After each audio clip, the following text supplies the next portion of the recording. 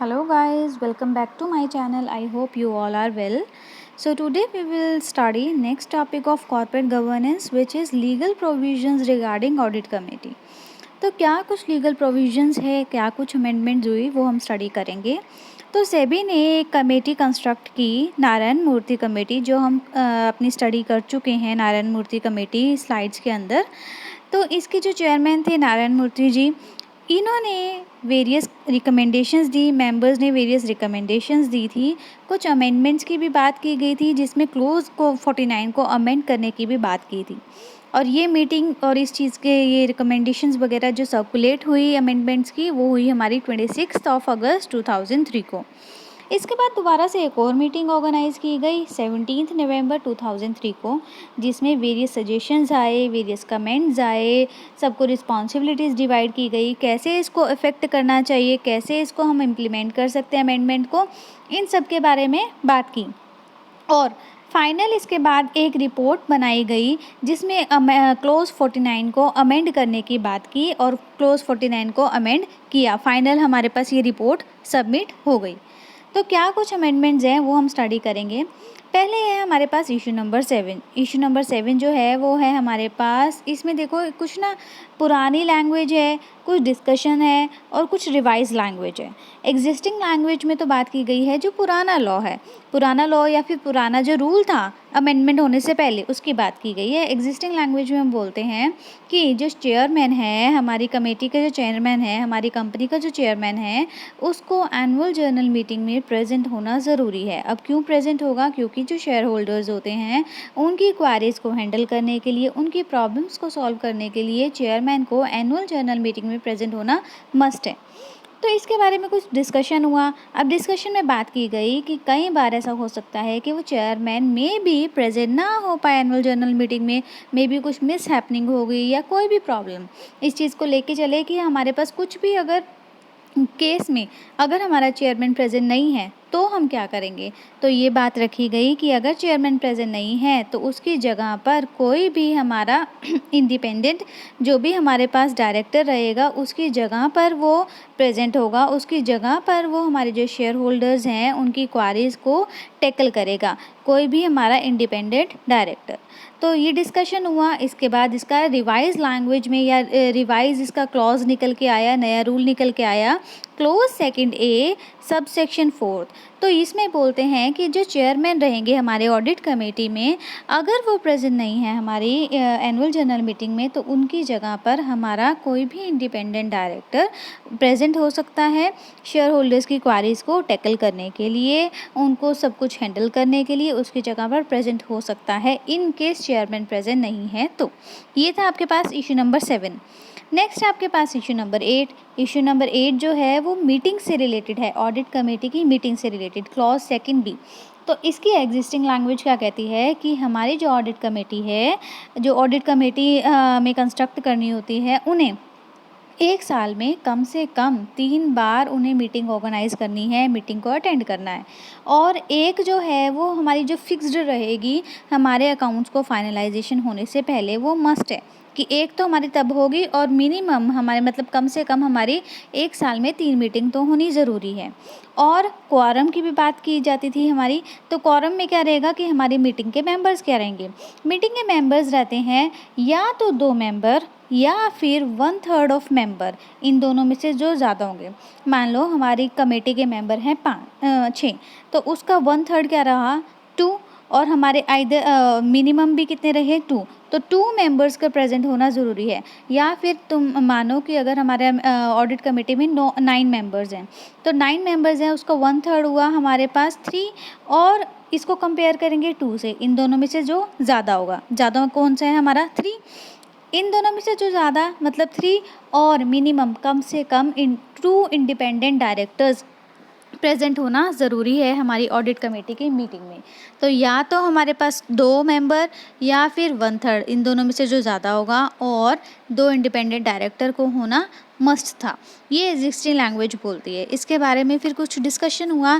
Discussion में बोला गया कि ऑडिट कमेटी को जब फाइनेंशियल इंफॉर्मेशन को डिस्क्लोज़ करना है, फाइनेंशियल डाटा से रिलेटेड कुछ भी डिस्क्लोजर करना है, ट्रांसपेरेंसी मेंटेन करने के लिए, डिस्कशन के लिए मीटिंग ऑर्गेनाइज़ करना ज़रूरी है। और बेसिकली बात की गई कि जैसे अगर हम लोग क्वार्टरली अगर अपने रिजल्ट्स को पब्लिश करेंगे, क्वार्टरली हम लोग अगर मीटिंग ऑर्गेनाइज़ करेंगे तो ज़्यादा बेटर रहेगा। क्यों रहेगा बेटर?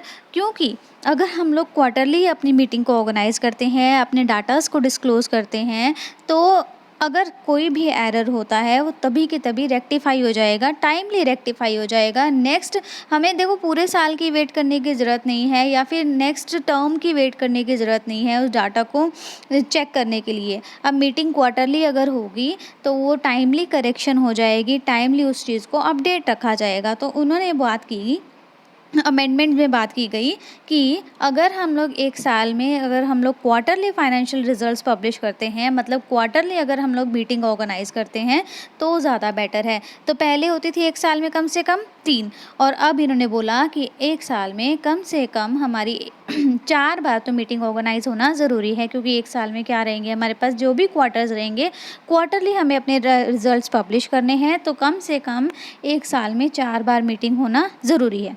तो रिवाइज क्लॉज क्या निकल के आया हमारे पास कि कमेटी को एक साल में कम से कम 4 बार मीटिंग होना ज़रूरी है, और जो 2 मीटिंग के बीच में जो गैप रहेगा वो हमारा नॉट मोर देन 4 मंथ्स, मतलब हमारा 4 महीने से ज़्यादा गैप नहीं हो सकता।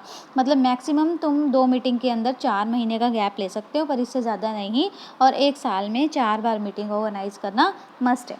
तो ये आपके पास है इशू नंबर 8, इसको रिवाइज कर दिया।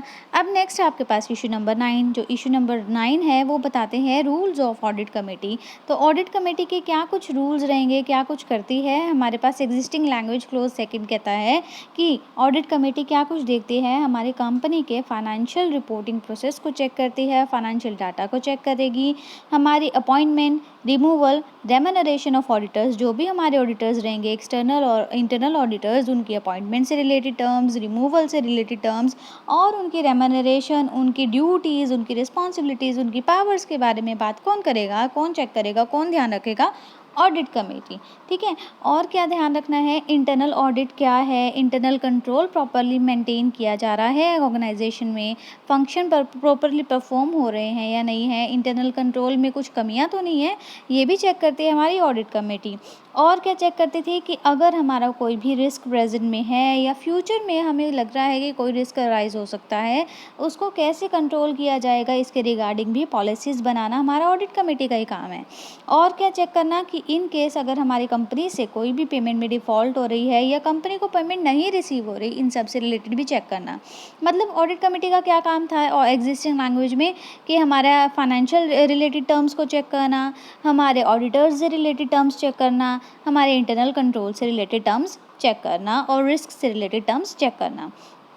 तो इसका भी डिस्कशन हुआ, डिस्कशन में कुछ एक्सप्लेनेशन हुई, क्या हुई, तो ये बताते हैं कि जो भी हमारी रिलेटेड पार्टी ट्रांजैक्शंस रहेगी वो अकॉर्डिंग टू सेक्शन मतलब अकाउंटिंग स्टैंडर्ड 18 से रिलेटेड ही हो।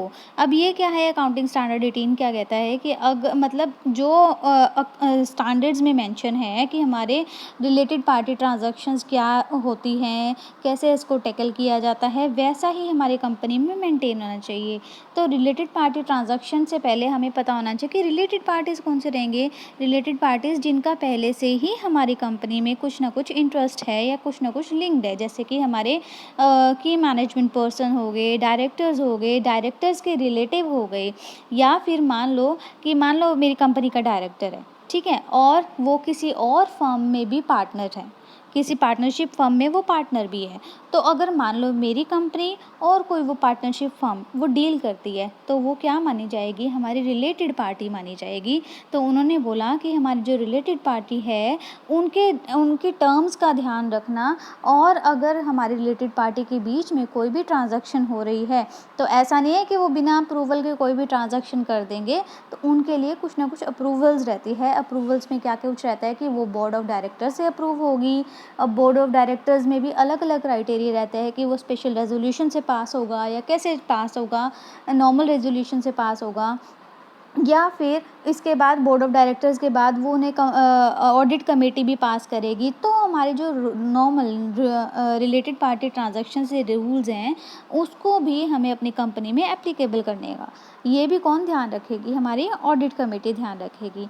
और क्या रहता है हमारे पास कि ऑडिट कमेटी की जो भी हमारे एडिशनल फीचर्स हैं, जो भी हम लोगों ने पीछे पढ़े, ये भी हमारे रहेंगे। देखो, एक तो ये जो एडिशनल फीचर्स जो अभी तक हम लोगों ने पढ़ लिए, और जो हमारे रिलेटेड पार्टी ट्रांजैक्शन से रिलेटेड टर्म्स हैं उनका भी ध्यान रखेगी हमारी ऑडिट कमेटी ही। ठीक है। नेक्स्ट आपके पास है review of information of audit committee. तो हमारी एग्जिस्टिंग लैंग्वेज इसमें क्या कहती है, क्लॉज सेकंड ई, अब वो कहते हैं कि हमारी जो ऑडिट कमेटी है वो इंफॉर्मेशंस को रिव्यू करेगी, जैसे फाइनेंशियल स्टेटमेंट को रिव्यू करना है। Audit committee including quarterly and half yearly financial information, management से डिस्कशन, वो हमारी रिलेटेड पार्टी ट्रांजैक्शन का रिकॉर्ड जो हम पढ़ चुके हैं। और क्या रहेगी, ऑडिटर से रिलेटेड टर्म्स। तो डिस्कशन में क्या हुआ, एग्जिस्टिंग लैंग्वेज में तो ये बात की गई थी, पर डिस्कशन में क्या कहा कि कई बार ऐसा होता है कि ऑडिट कमेटी प्रॉपरली रिकॉर्ड में भी मेंटेन ना कर पाए, में भी कुछ ना कुछ एरर रह जाए। तो उन्होंने बोला कि मैनेजमेंट को भी हमारे जो सिग्निफिकेंट टर्म्स है रिलेटेड पार्टी से रिलेटेड, उसमें ध्यान देना है। मैनेजमेंट को भी इसमें पार्टिसिपेट करना चाहिए, मैनेजमेंट को भी इस चीज़ को टैकल करना चाहिए, रिलेटेड पार्टी ट्रांजैक्शन से रिलेटेड टर्म्स को। और अगर हमारा जो आर्म लेंथ बेसिस पे नहीं है, मतलब जो भी रूल्स हैं हमारे अकाउंटिंग स्टैंडर्ड्स के अकॉर्डिंग, इक्वालिटी से रिलेटेड, प्रॉपरली डिस्क्लोजर से रिलेटेड और चीज़ों से रिलेटेड, अगर इन केस वो चीज़ नहीं है, उस चीज़ को भी ध्यान देना चाहिए। तो ऑडिट कमेटी तो करेगी ही करेगी रिलेटेड पार्टी ट्रांजैक्शन से रिलेटेड चेक, पर हमारी जो मैनेजमेंट है उनको भी इसमें परफॉर्म करना चाहिए, इसमें भी पार्टिसिपेट करना चाहिए। तो ये हमारे पास डिस्कशन हुआ ऑडिट कमेटी से रिलेटेड। तो हमारे रिव्यू लैंग्वेज में क्या आया था, रिव्यू लैंग्वेज में यही आया कि management discussion and analysis of financial condition, और हमारे जो सिग्निफिकेंट टर्म्स है रिलेटेड पार्टी ट्रांजैक्शन की, इन सब का ध्यान रखना। इंटरनल कंट्रोल जो है प्रॉपरली मेंटेन हो, कोई वीकनेसेस ना हो हमारे इंटरनल ऑडिट में, प्रॉपरली अपॉइंटमेंट हो, रेम्यूनरेशन से रिलेटेड टर्म्स, ये सब काम रहेगा हमारा ऑडिट कमेटी का। तो ये कुछ हमारे पास ऑडिट कमेटी से रिलेटेड, कुछ लीगल प्रोविजन से रिलेटेड हमारी टर्म्स थी, जिस चीज़ में हमारे जो क्लॉज 49 में कुछ पहले था उस चीज़ को रिवाइज़ किया गया हमारे कमेटी के रिकमेंडेशंस के अंदर। I really hope you like my video. Please like, share and subscribe my channel. Thank you and have a nice day.